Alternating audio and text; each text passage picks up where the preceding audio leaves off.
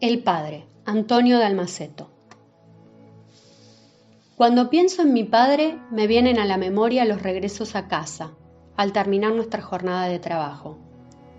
Volvíamos de noche, él en bicicleta y yo trotando. Corría a la par, a veces me atrasaba un poco y luego lo alcanzaba. La bicicleta era de mujer, el asiento estaba demasiado bajo y mi padre, un poco echado hacia atrás, pedaleaba despacio por la calle de tierra. Estoy seguro de que no hablábamos. En realidad, tengo la impresión de que nunca hablábamos. Si intentara recuperar algún diálogo con mi padre, me resultaría imposible. Solo frases sueltas. Esto de los regresos ocurría en Salto, el pueblo de la provincia de Buenos Aires, donde fuimos a vivir cuando emigramos de Italia. Un hermano de mi padre estaba en la Argentina desde antes de la guerra y le había ofrecido una participación en su carnicería. Yo tenía 12 años. Recorrimos ese trayecto durante meses y meses, con frío, con calor, con lluvia. Después de tantos años, la memoria rescata una única carrera nocturna que las resume a todas. Esa imagen siempre vuelve y se impone sobre los demás recuerdos. Aunque son muchas, nítidas y fuertes las imágenes que tengo de mi padre. En general, de la época de la niñez, en el pueblo italiano, antes del largo viaje en barco a través del océano. Podría intentar hacer una lista y creo que no acabaría nunca. Ahí está la figura de mi padre, oscura y quieta bajo una nevada esperándome en el portón del colegio de monjas al que yo iba.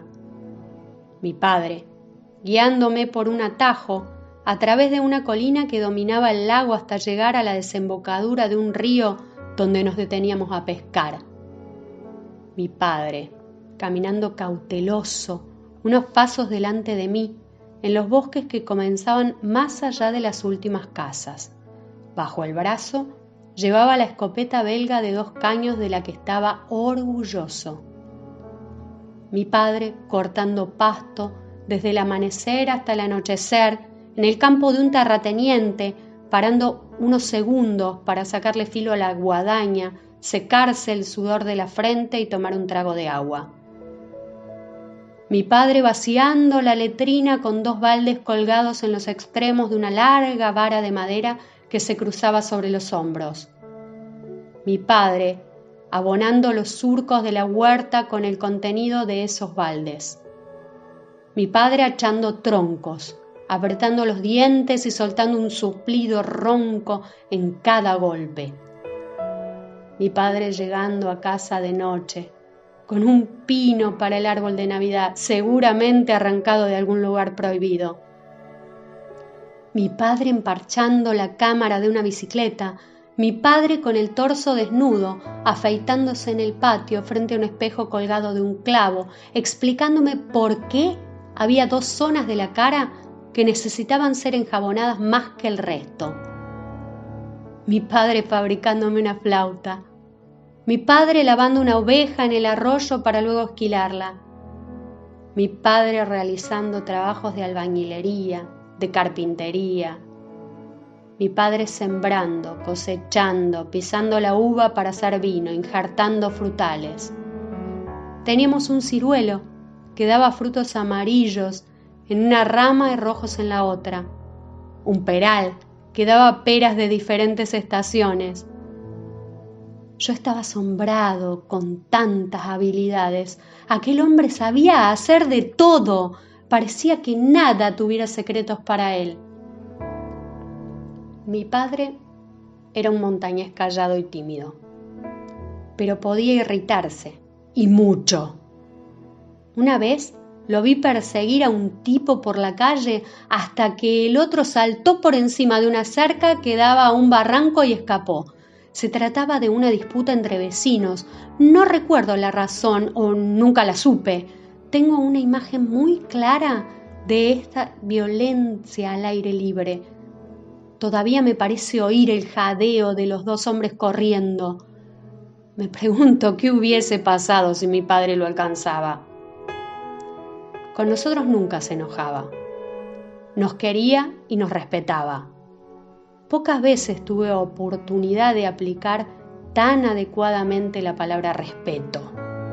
De él, sin duda, heredé la inconsciencia y la tosudez.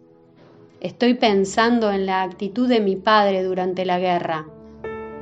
Trabajaba en una fábrica de gas y a veces su turno terminaba en la mitad de la noche. De nada servían los ruegos de mi madre y los consejos de sus compañeros. Volvía a casa sin esperar que amaneciera, desafiando el toque de queda y las balas, porque quería dormir en su cama. Era su derecho, y no existía Hitler o Mussolini o guerra que se lo impidieran. Partió para América en 1948. El día de la despedida reía, bromeaba, se lo veía de buen humor, pero a mí me pareció que lo hacía para darse ánimo y cubrir el desconcierto. Recuerdo el reencuentro en el puerto de Buenos Aires, pasados 2 años de separación. Su abrazo torpe, sin palabras. En el viaje en tren a través de la llanura invernal, rumbo al pueblo, tampoco habló demasiado. Iba sentado junto a mí y su brazo se mantuvo rodeándome los hombros todo el tiempo. De tanto en tanto, sus dedos se comprimían para darme un apretón. Después vino el trabajo a su lado, en la carnicería, donde aprendí la recorrida de los clientes antes de memorizar la primera media docena de palabras en castellano. Salía al reparto a la mañana y a la tarde, y cuando terminaba, ayudaba en el negocio. Siempre había algo que hacer: limpiar la picadora de carne, la sierra eléctrica, lavar el piso, pelar ajos para los embutidos, darle agua a los animales. Empecé a jugar al fútbol en la 6ª división del club Compañía General. Estaba contento con los botines, el pantaloncito y la camiseta que me habían dado y podía llevarme a casa. Los partidos eran los sábados, después del mediodía, y a veces llegaba con un poco de retraso al trabajo. Entonces, durante toda la tarde, vivía en un clima de acusaciones silenciosas. Las acusaciones provenían de mi tío y de mis primos. Mi padre no me decía nada. A lo sumo, rumiaba una frase en voz baja cuando me veía aparecer corriendo. Se sentía obligado con su hermano mayor, que lo había traído a América, y la deuda me incluía. Estoy seguro de que esa dependencia lo amargaba, pero no podía hacer nada y guardaba silencio.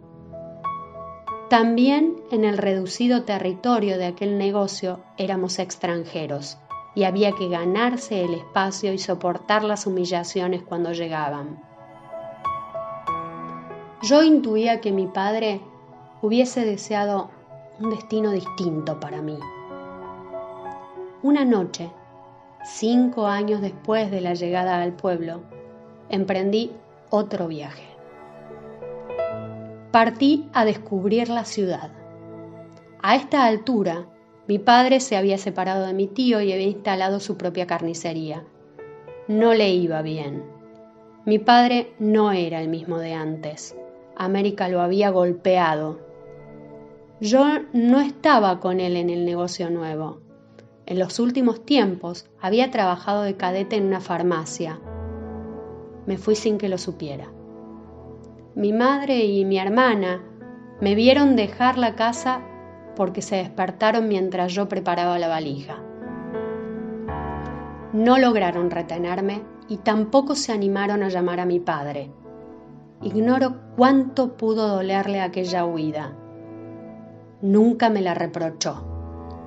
Después, en los espaciados regresos al pueblo, me encontraba con pequeños cambios en la casa. Algunas comodidades en el baño, en la cocina. Me enteré de que una vez, al comprar un calefón, mi padre comentó: «Para cuando venga Antonio». Por lo tanto, pensaba en mí con cada mejora.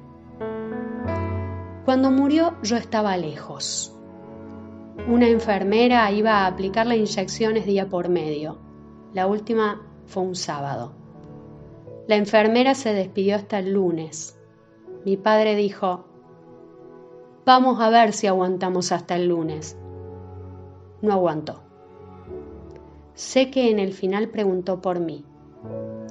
Llegué al pueblo el día posterior al entierro. Venía desde Brasil, viajando en trenes y en ómnibus.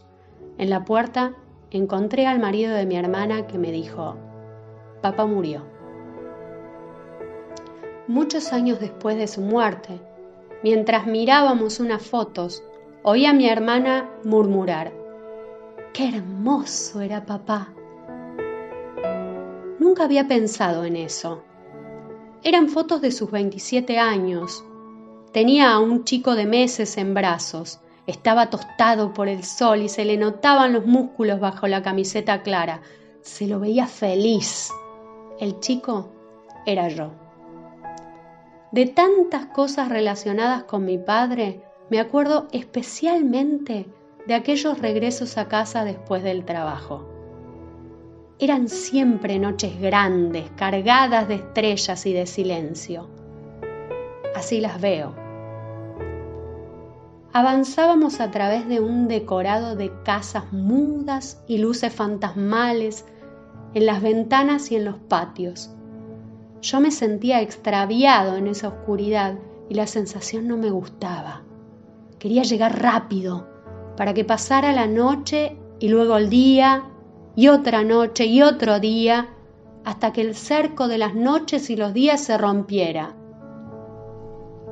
¿Y mi padre? ¿Qué pensaba? ¿Qué significaba para él ese tránsito entre la agitación de la jornada y la promesa del descanso? ¿En qué medida mi presencia le servía de compañía, de incentivo, de alivio? ¿Me vería como yo me veo ahora en el recuerdo? Lo que veo es un cachorro impaciente, agazapado en el fondo de sí mismo, esperando su oportunidad para dar el salto. Mi padre pedaleaba y yo trotaba a su lado. No teníamos otra referencia que el foco de la bicicleta alumbrando un óvalo de tierra, hipnótico, surgido como desde un sueño, renovándose en una calle que podría no tener fin. Esa luz mínima marcaba el camino y finalmente nos sacaba de la oscuridad. Nos guiaba a la mesa familiar preparada para la cena, a los rumores de las sillas arrastradas sobre el piso de ladrillos y de los cubiertos en los platos. Pero durante ese trayecto permanecíamos lejos de todo. Ahí estábamos solos y estábamos juntos. Nos movíamos en una zona de vacío entre un mundo que ya no existía, perdido del otro lado del océano, y ese otro que se proyectaba en los días futuros y estaba hecho de necesidades e insatisfacciones y furias contenidas y esperanzas obstinadas.